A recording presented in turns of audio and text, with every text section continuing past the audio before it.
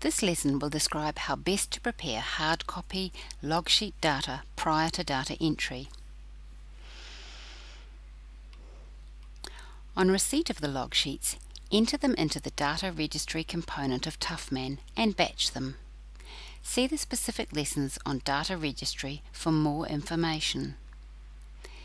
It is recommended that you sort all the log sheets within a batch into a logical order prior to data entry, ordered by vessel and date.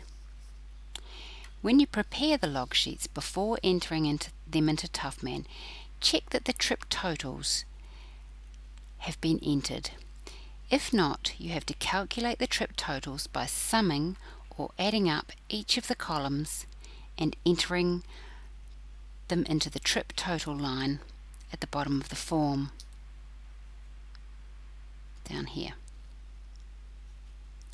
It is also recommended that you check that there isn't any missing information, particularly up in the header part of the form.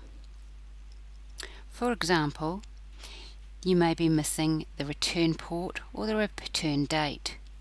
An easy way to find the return date is to look at the last day that's recorded in these left-hand columns on the log sheet form and estimate or guess the return date from that.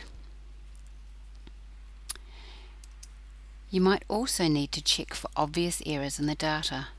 For example, it might be possible that the columns have been inverted or swapped over, and you may get weights where you're expecting numbers and numbers where you're expecting weights. If this is the case, then you need to put them in the right order.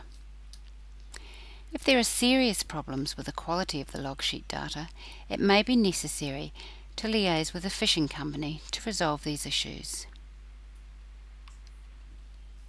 Once you're satisfied that the data are complete, correct and legible, then proceed with data entry. It is recommended that you mark each log sheet after it has been entered. Use either a stamp or mark with a red pen. This is to ensure that you know which log sheets have been entered. That concludes this lesson.